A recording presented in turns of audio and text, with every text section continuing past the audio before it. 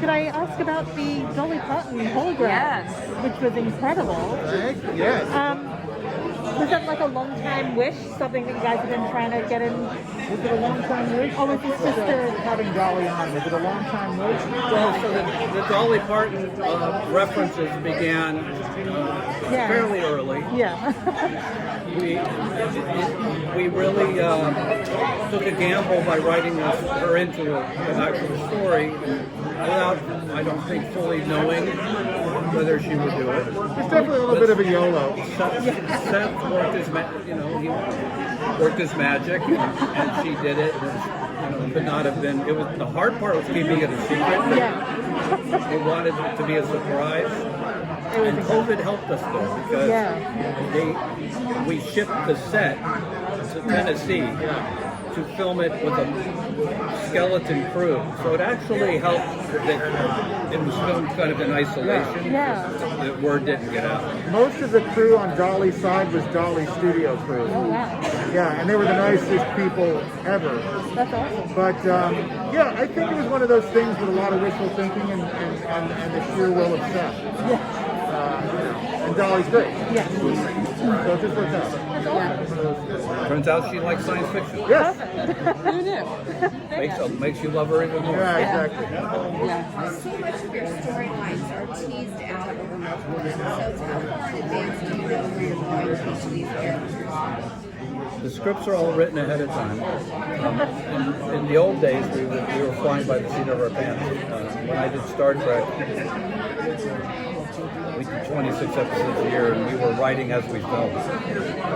Here, we write all the episodes ahead of time before we roll a single frame. And so we kind of know the landscape of the season. And it allows us to be more intricate in a way. We're not just making it up as we go along. Are changes ever made though based on how something is starting to play out? The writer? Not really. No, very minor. We've been getting a lot of questions about some of the episodes being so incredibly topical. Yeah. Well, these episodes were written 2.5 years ago. Yeah. And we haven't changed a word. It just so happened that by coincidence that these things were going on. I'll expand on that. They're, and I'm not saying it because he's sitting right here. We have an amazing writing room, and we as the editors, production, don't necessarily have to get in and, we're very good at shaping performances, but in terms of shaping stories, it really is on the page. But we also are a sci-fi audience, so sometimes the more minutia-based stuff, like the mechanisms of time travel, or perhaps, just the time travel thing alone, I could go on to 20 other things. We listen, we hear, and there might be some debates and discussions, and never know, maybe a piece of ADR that might slip its way in, but as for the core of the story, no, that's all them. It's there from the beginning. Talk about the music on the show, because I love it. It's so cinematic and good. And I can just imagine the editors having fun and putting like 10 tracks with like John Williams and James Horner and giving the composers a lot to work with. I'll tell you, so actually and I'll condense this. So me and the editorial team, we do influences, but as of the late, we mostly use Orville score. Sometimes we put in other stuff from James Horner and other things. But Seth is a human jukebox. Seth's musical breadth of knowledge is beyond anything we've ever seen. So he actually does a music pass. He takes our music and then takes his own music and does a music pass with the music editor. And that sort of becomes the shorthand, basically notes to the amazing composer we have, like James Scores on this show are Arabic. Yeah. I mean, so much work goes just into the temp Just score. into the temp But then you score. get a composer coming in, and we don't reuse cues. Every single score is an original score for that episode by a full orchestra. 90 piece 90-piece orchestra that Seth supervises himself. It is a really important thing to him. A tremendous, I'm glad you mentioned it. You would appreciate that.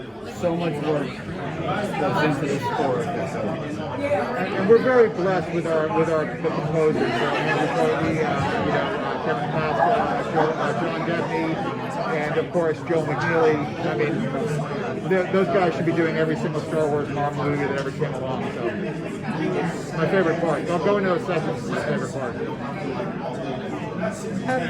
This year, obviously, with all of these episodes being significantly longer than previous seasons, has that felt different from an editing perspective, or just more freeing? Has it changed the way you're approaching it? We've said this before, is that we had to cut the time, and you're not using your full arsenal. You're not using your full ability. We have great actors, we have great writers, but if we have to cut everything out and pull it and just blow right through it, you don't really ever get the feel. The reason that you're feeling the acting is so amazing, and you're connecting with these people, is we're letting them do their jobs.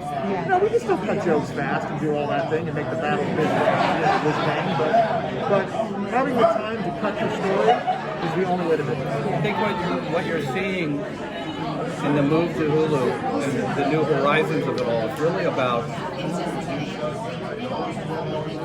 the ability to do stories to take the amount of time they need to take. And the reward of that is that you find yourself crying when you're watching the show. And I think that's the cumulative effect of all the changes that have been done. It's an investment in the characters, and it's a testament to the writing, the editing, and the acting, and all that. But I do believe that the Seth's genius move to give the stories more breadth and depth has resulted in very powerful emotional moments you might not have gotten in a 43-minute running time. It's one of those things where, once again, Seth was 4 steps ahead. He did it. We're here. Awesome. Thanks, guys. Thank you. Thanks. Really appreciate it.